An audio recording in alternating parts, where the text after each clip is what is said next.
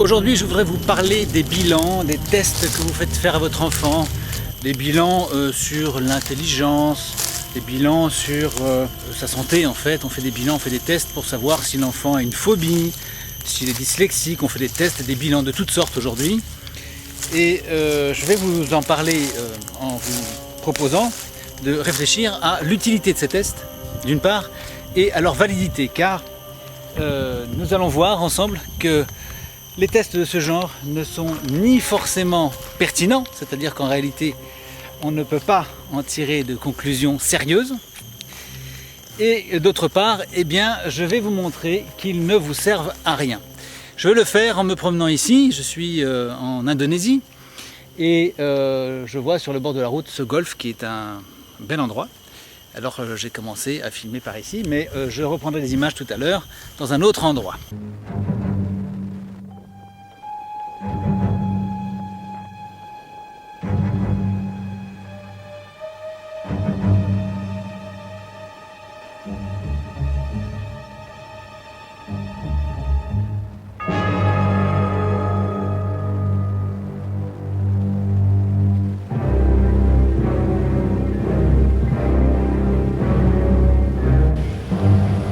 Alors nous revoilà, donc je poursuis notre vidéo au sujet des bilans et des tests. Donc ce que je veux vous dire dans un premier temps, c'est que les tests ne peuvent pas vous amener des résultats probants.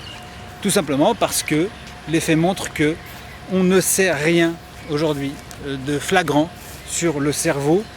On ne sait rien quant au diagnostic qu'on vous fait. On vous dit que l'enfant a telle ou telle difficulté. On vous dit qu'il est dyslexique, on vous dit qu'il est phobique, on vous dit qu'il a un TDAH, on vous dit toutes sortes de choses dont on ne peut rien prouver de manière formelle. Ce ne sont que des conjectures. Si c'est pour vous dire quelque chose qui est un peut-être que votre enfant a ceci ou cela, ça n'est pas sérieux et ça ne vous permet pas d'avoir une idée précise et nette.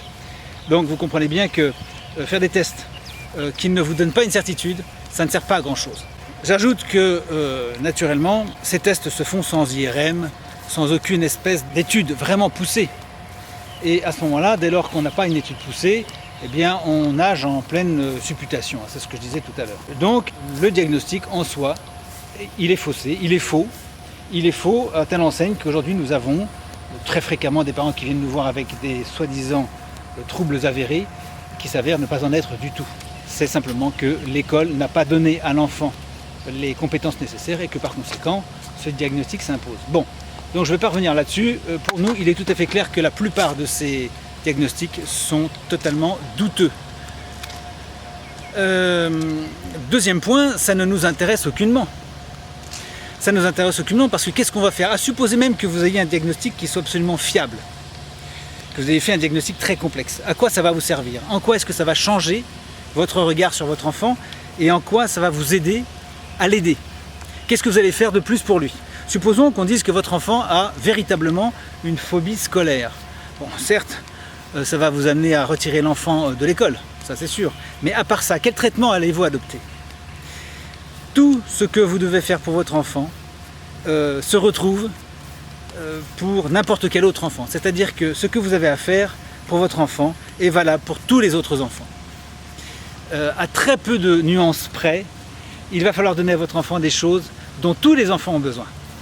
99% de ce que vous aurez à donner à votre enfant, qu'il ait un diagnostic avéré ou pas, eh bien,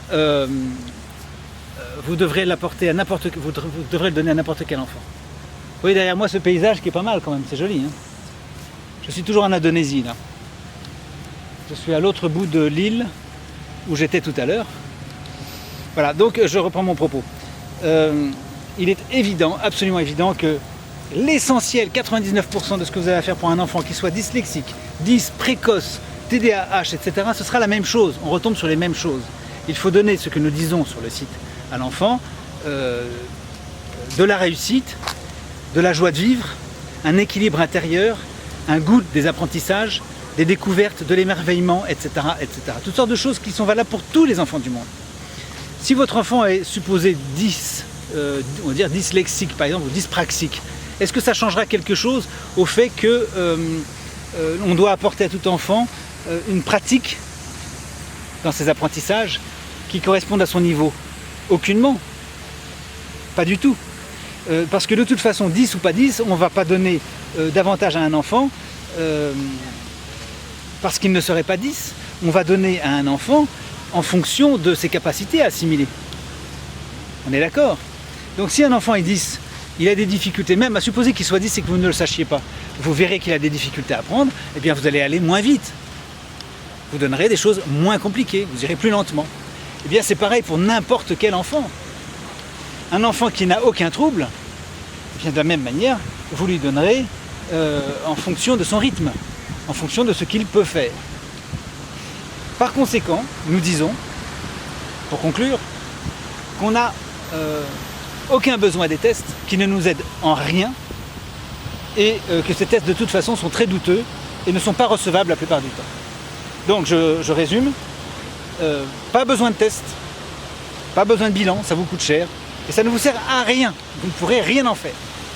D'accord? Alors si quelqu'un veut contester ce point, qu'il me dise, ça m'intéresserait, qu'il nous dise en quoi un test ou un bilan l'a aidé à améliorer la vie de son enfant.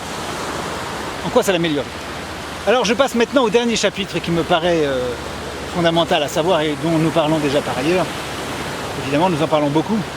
C'est que un diagnostic qui est fait à un moment donné n'est pas valable ad vitam aeternam. Un diagnostic quel qu'il soit n'est qu'un diagnostic purement provisoire. Un enfant qui serait diagnostiqué dyslexique ne sera peut-être plus diagnostique dans 3 mois. Peut-être que ce diagnostic sera tout à fait obsolète dans 3 mois, dans 4 semaines ou dans 1 an. Tout dépendra des pratiques que vous allez faire à votre enfant.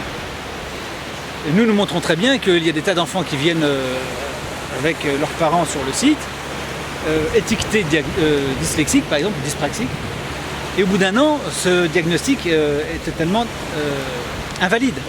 Il a disparu.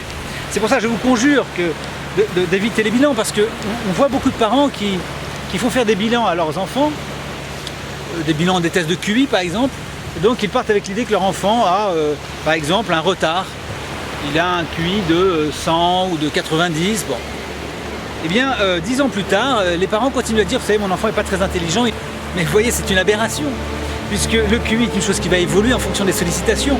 Il y a des enfants qui partent avec un QI relativement faible et qui le développent, et qui se retrouvent avec une intelligence très très développée après quelques années de sollicitation. A l'inverse, vous avez des parents qui disent mon enfant est très intelligent, un enfant de 15 ans. Comment le savez-vous? On a fait des tests quand il avait 7 ans et il avait un QI de 138. Oui, mais c'est pas forcément encore valable aujourd'hui. Si vous avez laissé votre enfant pendant 5 ans ou pendant 10 ans devant la télévision, vous pouvez être sûr que le QI va se casser la figure. Donc il faut faire très attention à ne pas croire que ces diagnostics et que ces bilans, que ces tests ont une quelconque valeur sur le temps. Ils n'en ont pas. Donc d'une part, ils ne sont pas recevables sur le fond, puisqu'ils ne sont pas vérifiés scientifiquement et sérieusement.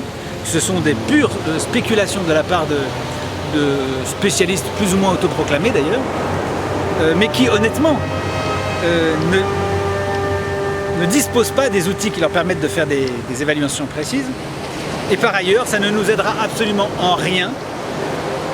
Ça ne changera pas notre manière de faire avec l'enfant. On va lui donner des choses en fonction de ses progrès et de son rythme. Et enfin, dernièrement, c'est tout à fait obsolète à court terme, puisqu'en quelques semaines, en quelques mois, le bilan ou le test ne vaudra plus rien dire, puisque l'enfant aura changé. Soit en bien, soit en mieux, si vous voulez, soit en moins bien, en fonction de ce que vous allez lui donner. Voilà. Je termine sur ces quelques images. Vous voyez un ciel qui est assez beau à cette heure-ci. C'est un coucher de soleil qui est déjà fini derrière nous. Le coucher de soleil est terminé. Il était derrière nous, mais il y a quand même une jolie lumière en début de soirée comme ça, en milieu de soirée. Voilà, à très bientôt chers amis. Et courage et gardez le moral et ne vous laissez surtout pas abattre ni impressionner. Faites des économies, occupez-vous de vos enfants. Ils n'ont pas besoin de tests, ils ont besoin de vous. Vous allez pouvoir vaincre tous les pronostics et tous les diagnostics en faisant les quelques choses que nous vous indiquons sur le site. A très bientôt. Je vous fais un addenda. Dans quelques secondes, je vais vous mettre un extrait d'une conférence du docteur Planté, qui est un grand spécialiste de la médecine, très grand bonhomme, que nous aimons beaucoup. La vidéo complète se trouve sur le site au chapitre des vidéos qui ne concernent pas directement l'école à la maison, mais sur les sujets qui sont autour de la question, des sujets que nous affectionnons beaucoup.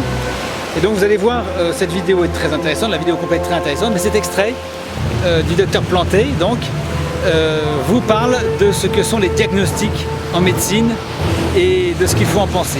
Je crois que vous allez vous régaler. Voilà, à bientôt.